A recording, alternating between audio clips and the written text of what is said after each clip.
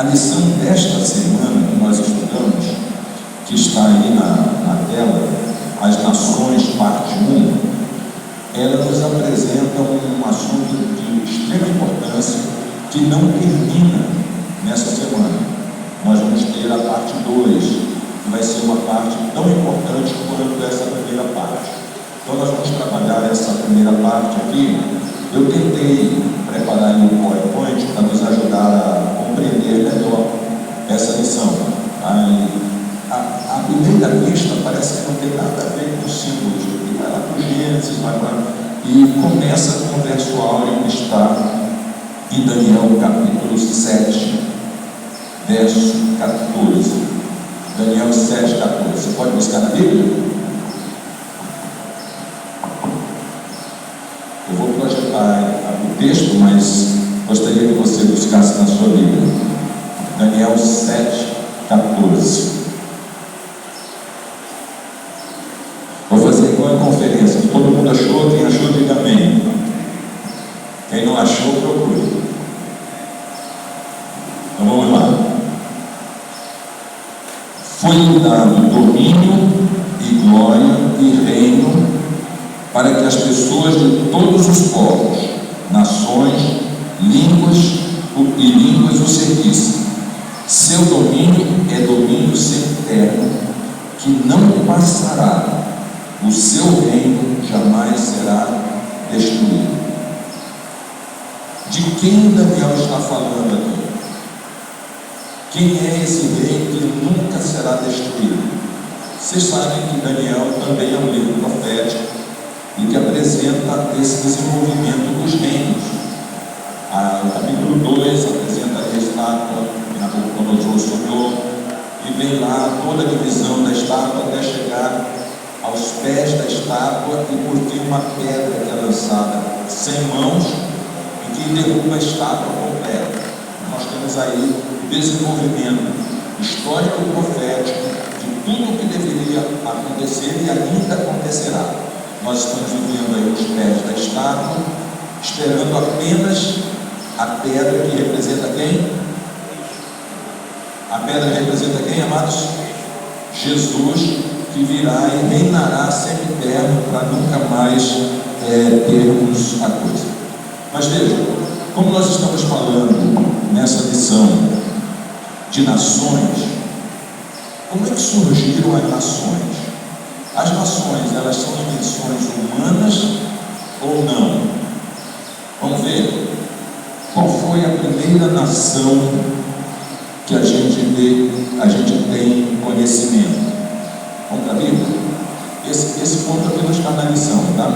Mas Gênesis 1, 28, nós encontramos a formação da primeira nação. Primeira nação. O que diz aí Gênesis 1, 28? E Deus os abençoou e disse: frutificai e multiplicai-vos, e enchei a terra, e sujeitai-a e dominai-a sobre os peixes do mar, e sobre as aves dos céus, e sobre todo animal que se move sobre a terra. Então Deus forma a primeira nação. Só que há um diferencial nessa primeira nação, das nações que temos hoje. Qual é o diferencial? Deus é o rei. Não existe um ser que domine plenamente que não seja Deus. E Deus atribui agora ao homem, Adão e Eva, uma liderança.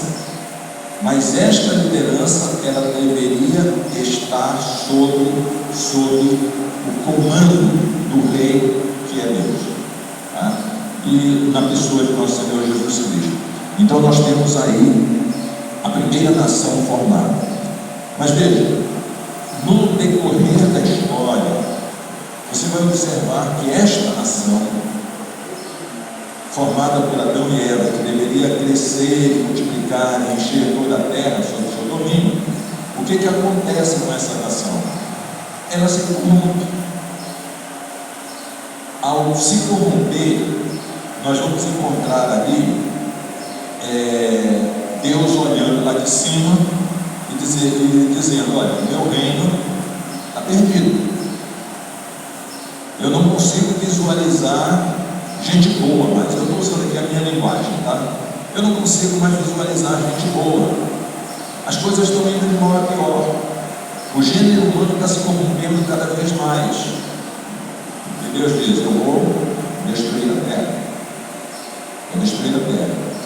Mas, contudo, porém, todavia, para ser bem enfático, Deus viu um homem que andava segundo o coração de Deus, um homem que sabia ordenar a sua família, um homem que tinha os princípios que Deus queria para uma nação.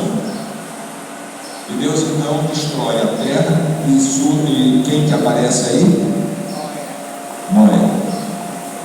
Noé, a partir de Noé, se forma uma nova nação. E aí vocês sabem que os 3 filhos de Noé, tem o episódio ali nós inclusive estamos estudando no ano bíblico Reavivados, nós estamos estudando esse capítulo, estudamos essa semana. Então tem o episódio ali dos filhos, que o pai planta uma vinha, Noé planta uma vinha, se embebeda, fica nu diante da tenda, o filho mais novo vai chacota com a nudez do pai. O fato é que a nação começa a se desenvolver novamente, mas nós vamos encontrar já na parte de domingo, nós vamos encontrar um homem que começa a se destacar. Qual é o nome dele? Você estudou essa semana. Qual é o nome dele? Nimrod. Então Nimrod começa a se destacar e ele se torna poderoso entre as nações. O plano de Deus era que a nação surgisse, mas que não ficasse concentrada. O povo deveria se espalhar por toda a terra, crescer, multiplicar e encher a terra. Não estou falando isso da minha mente, tá? Está lá em Gênesis, o primeiro verso que a gente leu. Então, a terra deveria ser enchida. E o povo deveria se multiplicar e se espalhar pela terra. Mas o que Nimrod, que foi um poderoso caçador, apareceu diante dos homens ali como um líder nato? O que ele fez? Ele esqueceu da liderança de Deus sobre os povos, porque quando Deus tirou Noé da arca, ou permitiu a saída de Noé da arca, qual foi a promessa que Deus fez a Noé? Vamos lá, isso aí todos nós sabemos. Qual foi a promessa que Deus fez a Noé? Não destruirei mais a terra com água. Não destruirei. Mas o que veio a acontecer? O que veio a acontecer? Nimrod pensou assim: não, peraí. E se vier de novo? Faltou confiança na palavra de Deus, como líder supremo, como rei, como gerente de todas as nações, ou da nação que estava surgindo. E ele então promove ali a construção de uma torre que é chamada Babel. O que representa a Torre de Babel? Porque ela na verdade recebe o nome de Torre de Babel depois de um evento. Qual é o evento? Qual é o evento que dá nome à Torre de Babel? A divisão das línguas. As línguas, confusão das línguas. As línguas foram atrapalhadas. Deixa eu fazer um parênteses aqui na lição. É interessante. Quando o povo está longe de Deus, olha bem, na Torre de Babel o povo estava longe de Deus. Aparece confusão de línguas. Ninguém entendia ninguém. Aí você vai para o livro de Atos. Quando o povo está ligado a Deus, está com um relacionamento forte com Deus, o que acontece? Interpretação de línguas. Todo mundo se entende. Mesmo quem falava diferente entendia o outro que falava diferente. Então, isso é uma prova que essa coisa que existe por aí, que a gente chama de glossolária em termos teológicos, né, que é essas línguas que ninguém entende, que não tem fonética, que não tem, que dizem que é a língua dos anjos,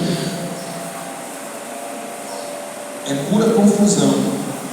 E confusão ela aparece onde tem o pecado. Quando o povo está longe de Deus, quando o povo está próximo de Deus, as línguas são compreensíveis. Isso é importante a gente ter em mente. Então, Nimrod, ele se tornou um grande homem, mas não fez aquilo que Deus queria. E aí você vê de novo o reino que Deus queria estabelecer, da maneira que Ele queria estabelecer, sendo corrompido. E aí Deus chama um homem, tá? Você vai ali para a lição de terça-feira. Deus chama um homem. Aqui a situação de Nimrod, né? E você vai para a lição de terça-feira. Deixa eu ver se eu consigo. Gênesis 12, verso 3. Gênesis 12, verso 3. Deus chama um outro homem. Vocês estão acompanhando ali a sequência dos reinos, né? Então agora Deus chama um outro homem para formar um novo reino. Quem é esse homem?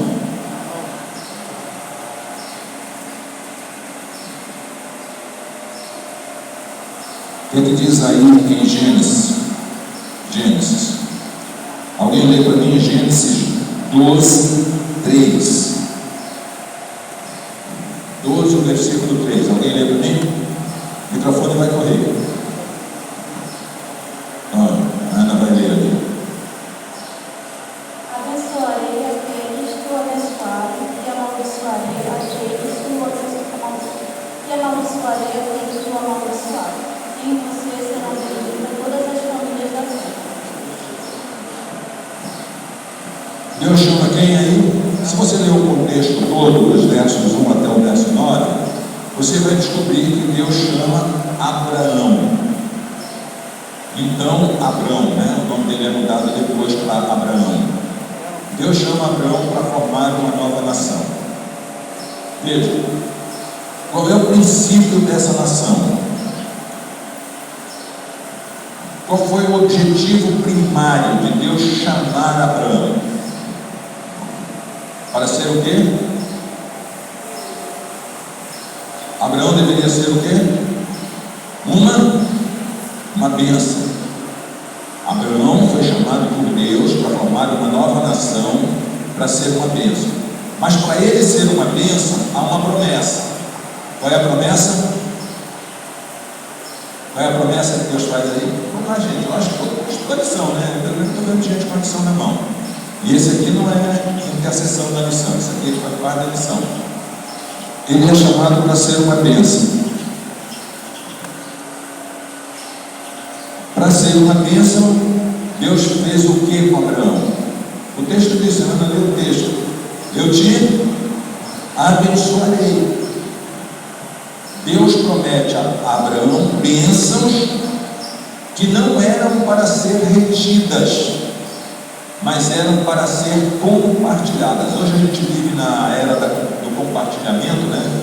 Dos Facebooks da vida, dos Instagrams da vida, a gente compartilha tudo. Então a gente precisa entender que a bênção que eu recebo, ela precisa ser compartilhada. Isso aqui cai um tema para a mordomia de fidelidade nos dízimos, por exemplo, fidelidade no ensino da palavra, fidelidade no corpo e tudo mais. Cabe aqui muita coisa para a gente estudar a respeito disso. Claro que não dá tempo para a gente rever isso aqui, mas é um tema para a gente ampliar a nossa fidelidade com Deus. A nossa fidelidade com Deus é, ao receber bênção, eu preciso compartilhar essa bênção. As pessoas precisam olhar para mim como líder, como membro da igreja, do povo de Deus, da nação sacerdotal. Eles precisam olhar para mim e sentir a bênção de Deus na vida deles. Isso é fundamental. Então, Abraão é chamado para ser uma bênção e de Abraão surgem os hebreus.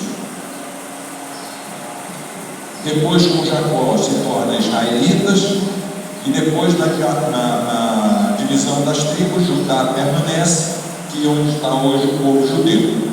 Tá? Então, nós temos essa situação. Mas veja, Deus queria que a partir de Abraão surgisse uma nação com princípios não humanos, mas princípios divinos, tá? Que se assemelharia ao que nós vamos ter nos últimos dias, ou no final da história desse mundo. Tá? Um reino que não passará, um reino onde haverá justiça, onde tudo será perfeito. Então, Abraão deveria ser essa bênção para as pessoas que estivessem ao seu redor. Bem, mas essa nação,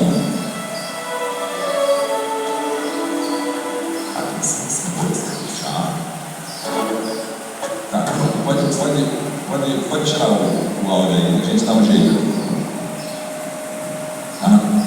Então, veja, eu dizia, essa nação olhou para as outras nações a níveis humanos e diz assim: olha, nós queremos um rei de acordo com as outras nações.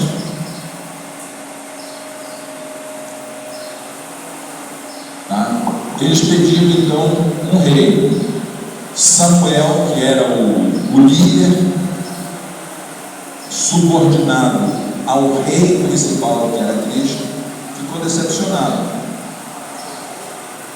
Você conhece a história? Ficou decepcionado. Olha, estão me rejeitando. A ideia de Samuel era essa: eu estou sendo rejeitado, quando na verdade não era Samuel que estava sendo rejeitado. Quem estava sendo rejeitado era Deus.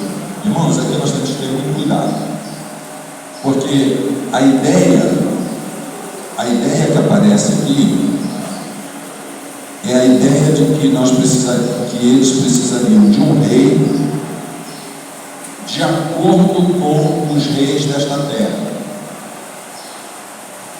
Hoje, como igreja, nós somos uma nação sacerdotal.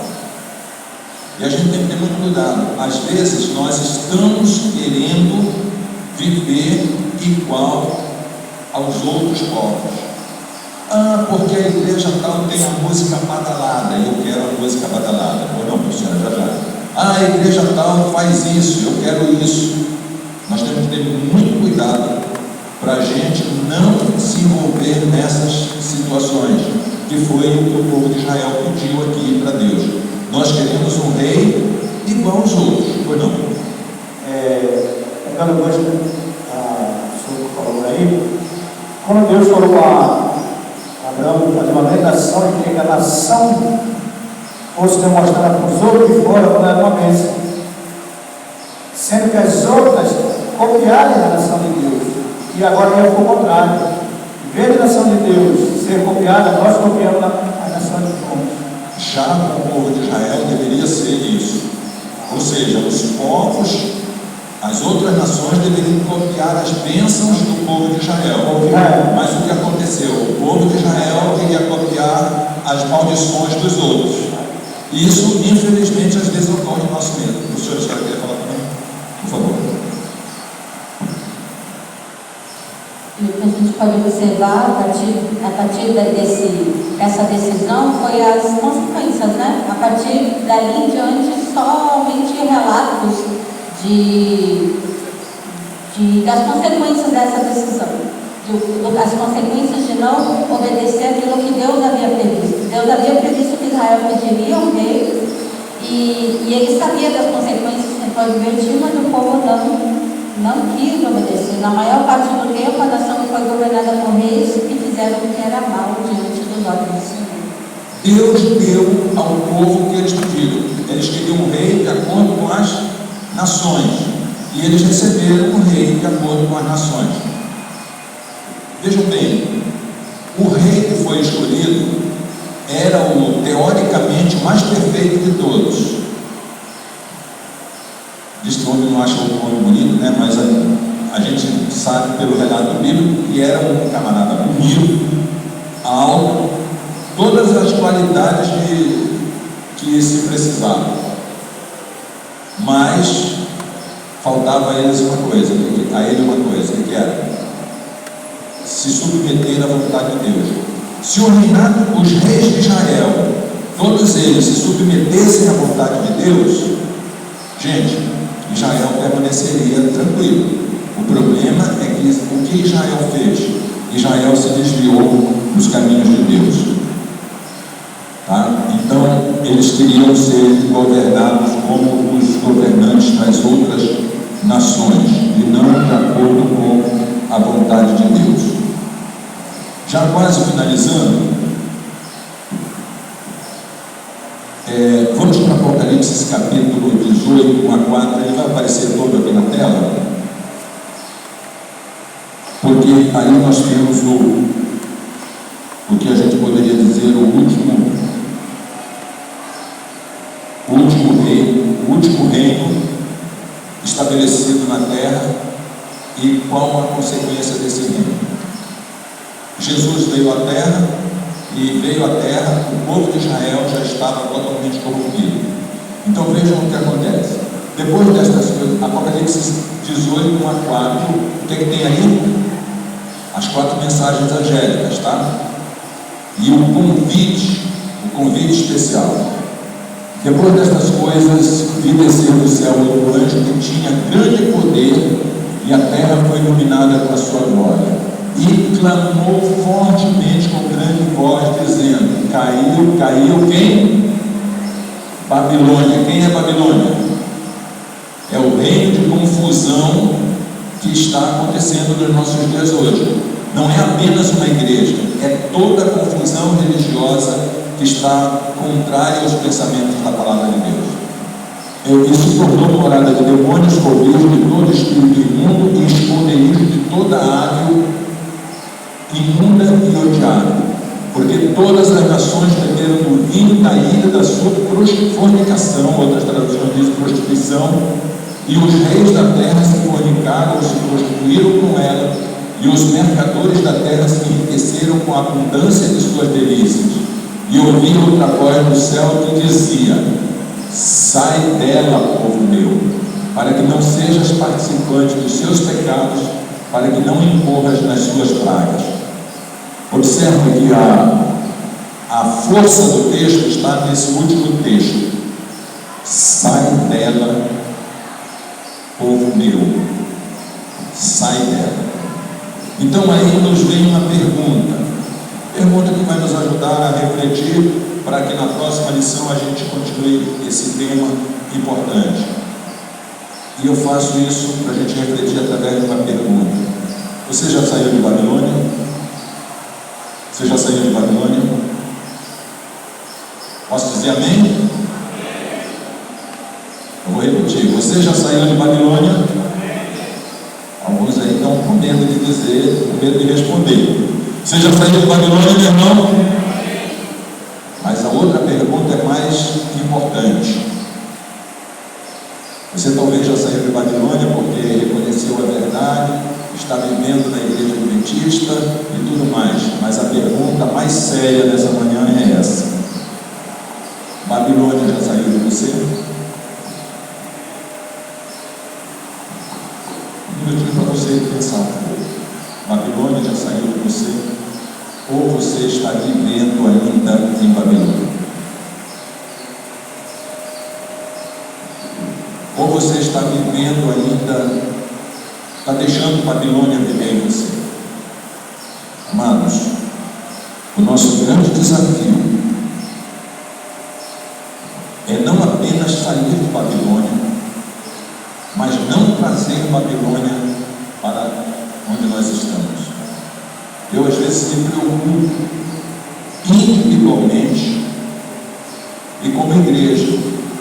Será que nós não estamos, como nação sacerdotal hoje, como povo santo, importando Babilônia no nosso convívio? Quantos de nós queremos dizer a Deus nessa hora assim: Senhor, eu não quero apenas sair de Babilônia, eu quero que o Senhor tire Babilônia do meu coração. Que tal? Vamos fazer esse pacto com Deus? Quantos querem fazer? Pai do céu, Deus de misericórdia, obrigado, meu Deus, porque o Senhor já nos tirou de Babilônia. Mas nós imploramos que o Senhor nos ajude para que Babilônia não entre em nós e que não sejamos como as nações que apostataram, mas que nós possamos estar preparados para o encontro com Cristo Jesus quando vier nas nuvens dos céus. Nós oramos confiados nos méritos do nosso Senhor e Salvador Jesus Cristo. Amém e amém.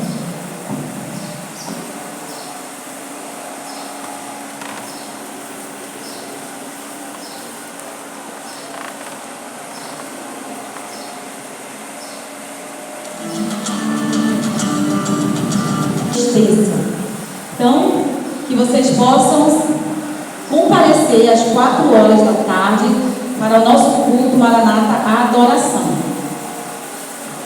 Convide seus amigos, familiares e vamos juntos comemorar e adorar o nosso Deus. E no próximo sábado, dia 3 de maio, próximo sábado, das 17 horas às 22 horas, será a nossa escola missionária. E essa escola a gente vai ser diferente, vai ser uma vigília, tá? Que vai acontecer das 17 até as 22 horas. Todos vocês estão convidados, tá? Teremos muita música, estudaremos as crenças da doutrina, conduta cristã. E estará conosco o pastor Wellington, né? O presidente da AMPA. Todos os líderes estão convidados, os demais irmãos são convidados também. Tá? Não é só para os líderes, é para toda a igreja. Tá? Quiser que puder participar conosco, será uma bênção para todos nós. Tá? Então vai ser aqui na igreja, dia 3, das 17 às 22 horas.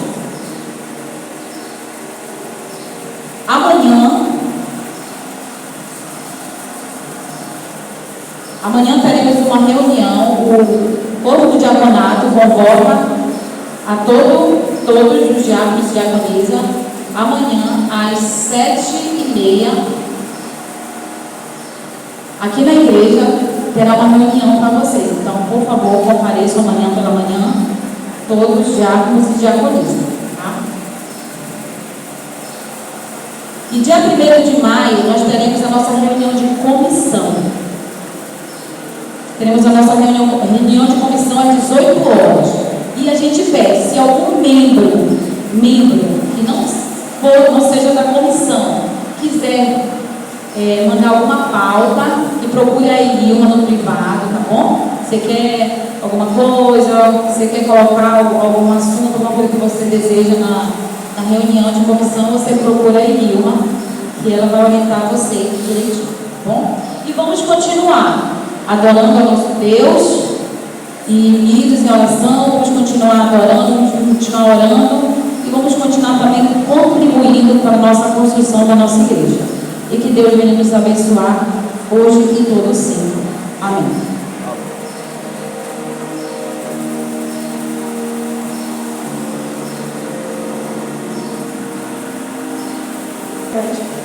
Hoje nós vamos falar sobre a importância da reverência.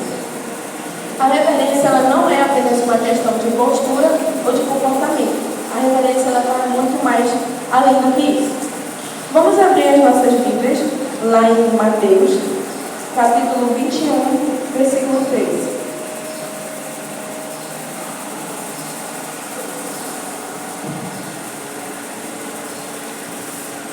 Mateus, capítulo 21, versículo 13.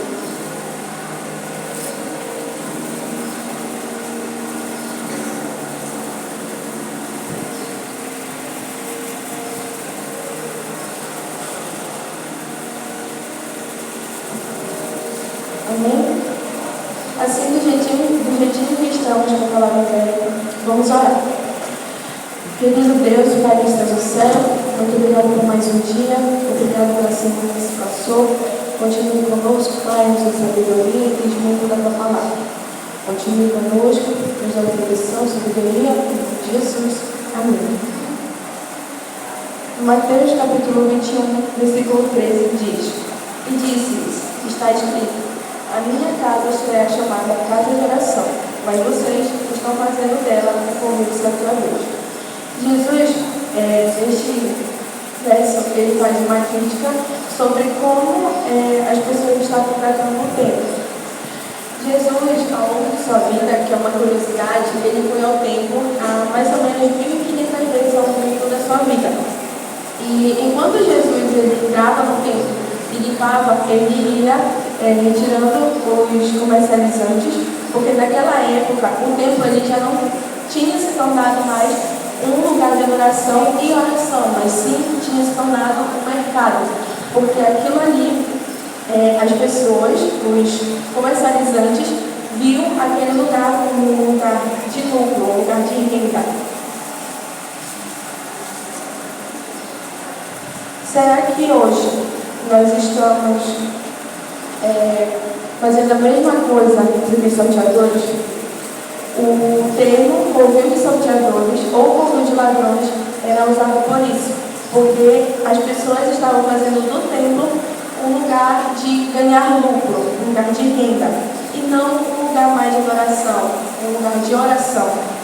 E quando nós falamos de reverência, não quer dizer só do jeito que nós nos importamos, do jeito que falamos, do jeito que agimos, mas o jeito em que a gente demonstra amor a Deus.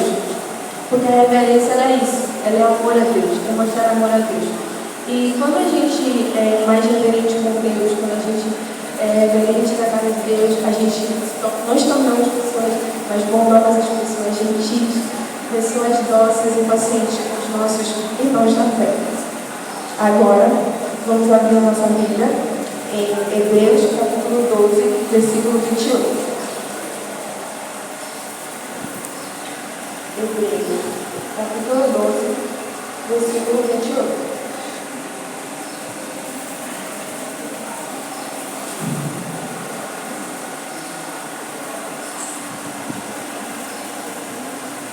Amém? Por isso, recebendo nós, no meio da palavra, recebemos a graça, pela qual servimos a Deus de modo agradável, com reverência e temor. Essa passagem nos lembra de reverência essencial para uma vida com Deus. A reverência também influencia a forma como tratamos os outros. Como eu acabei de dizer, quando nós temos reverência, nós tratamos outras pessoas com outras pessoas. E um texto da Bíblia, um texto da Bíblia que a gente pode trazer como exemplo é o texto de Marcos, capítulo 12, versículo 31. É um verso bem conhecido que diz amar ao próximo como a ti mesmo. A reverência também é isso, servir aos outros. Quando a gente ama a Deus, a gente automaticamente tem reverência. E quando a gente fala de reverência, a gente fala do amor que nós temos para com Deus. E a reverência não deve ser uma obrigação, mas sim um amor, porque Deus ele é merecedor de toda a nossa reverência. Ele é merecedor de tudo em nós. E quando lá em Mateus, capítulo 21, versículo 13, diz o templo, ele não fala só de coisa material, mas do nosso corpo também, que é o Espírito, que é o corpo do Espírito Santo. Será que nós também estamos cuidando do nosso corpo de forma correta? Estamos tendo reverência do nosso corpo de forma correta? Ou será que a gente está agindo igual os comercializantes?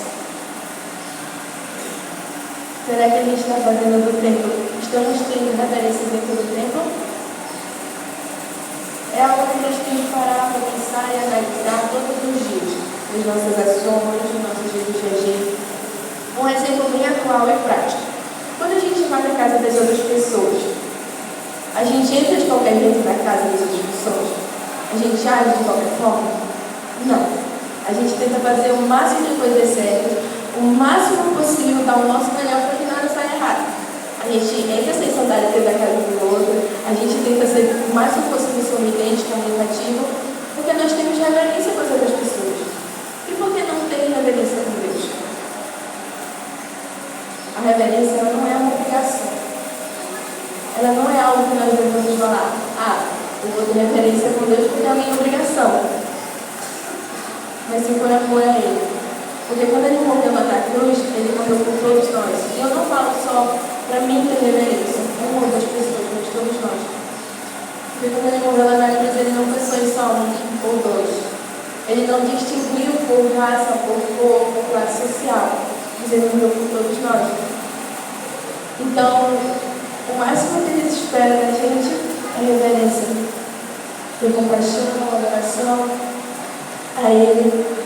Nós devemos buscar a Ele todo o tempo. Seja nos afazeres de casa, seja em escola, faculdade. Na lei dos gravadores, ter reverência na casa de Deus. Nós estamos tendo reverência na casa de Deus. Às vezes, quando a gente chega na igreja, às vezes o celular dispersa a gente, às vezes a gente está com os pensamentos em outro lugar e esquece que a gente vem à igreja para adoração a Deus. Que a reverência é essencial. E a nossa reverência? Onde está? A gente precisa pensar, parar e analisar tudo que a gente faz, ou o que a gente fazer. Que nós possamos cultivar a reverência em nossas vidas, demonstrando amor, respeito e honra a Deus em todas as áreas da nossa vida. Seja ela escola, trabalho, seja ela social. E que nós possamos lembrar que Deus é santo e merecedor de toda a nossa reverência. Que sejamos pessoas de reverência que honram a Deus e se esforçam para viver de acordo com a sua vontade. Que nós possamos colocar a reverência em prática em nossas vidas. Mesmo que a gente ache difícil, mesmo que a gente não tenha mais forças, porque acontece na nossa vida. Eu não sei a vida de todos vocês, eu não sei a vida de cada um, mas Deus sabe. E na nossa vida acontece tanta coisa que às vezes a gente acaba deixando com que a nossa fé enfraqueça. A gente acaba deixando nos levar pelas coisas do dia a dia, pelos problemas da vida. Parece que as coisas saíram do controle. Mas a gente precisa colocar em prática a nossa reverência com Deus e para as outras pessoas. Não por obrigação, mas por amor e respeito a Ele. Porque Ele sim é merecedor de toda a nossa reverência, de todo o nosso amor, de toda a nossa. Convido agora os gravadores para que nós possamos cantar a música dos gravadores. Nos mostrar que nos ama. Obrigada por nos mostrar que está conosco em todos os momentos da nossa vida, nos momentos difíceis, nos momentos bons. Que o Senhor possa vir, Pai, nos ajudar a ter reverência contigo, Pai, contigo. Que o Senhor possa vir nos dar forças, Pai, para lidar com os obstáculos do dia a dia, para lidar com as situações que ocorrem. Só o Senhor sabe que cada um de nós passa. O que cada um passa no trabalho, na escola, na faculdade, na sociedade. Que o Senhor possa vir, Pai, nos dar sabedoria e entendimento para que nós possamos nos lembrar que só Tu, Pai, é merecedor de todas as coisas. Nos ajude a ter reverência todo o tempo, todo momento, toda hora. Continue conosco, Pai, nos leve de volta aos nossos lares, em nome de Jesus. Amém.